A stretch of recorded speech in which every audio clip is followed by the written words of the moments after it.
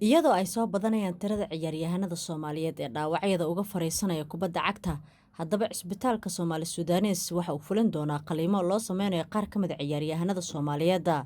Dr. Taariq Cabdulgaliil oo ka mid ah dhaqaatiirta fulin doona qaliimada ayaa u sheegay Stan Sports in wejiga labaad ee qaliimada ay ka faa'iideysan doonaan ciyaaryahanada nasiibka u yeelan waayay qaliimadii hore.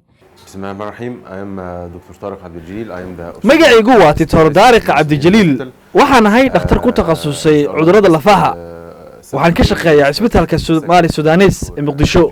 haddii la yiraahdo sabtida waxa inoo bilaaban doono wejiga labaad qaliinada aan ku sameynayno ciyaartoyda.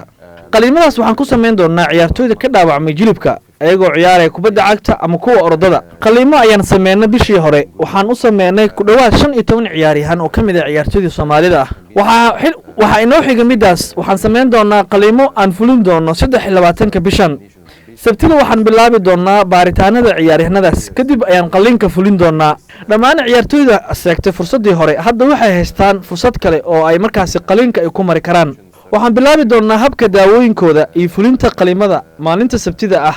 kadib 6 bilood waxay mari doonaan nasiino iyo daryeel kadibna waxay ku soo laaban doonaan inay ciyaaraan kubadda cagta.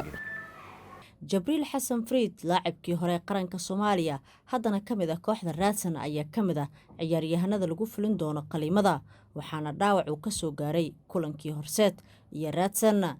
Bismillahirrahmanirrahiim.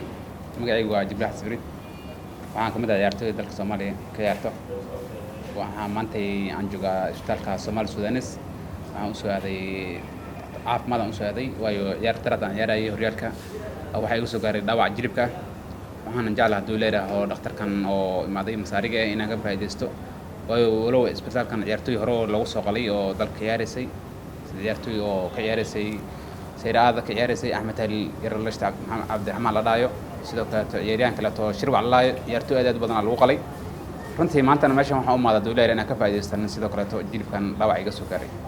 waxaa jiraan ciyaaryahano uu ka mid yahay daafaca kooxda Kenya Cabdiraxmaan Tahliil oo hore qaliin ugu maray isbitaalkan iyadoo dhawaan uu ku soo laabtay garoomada.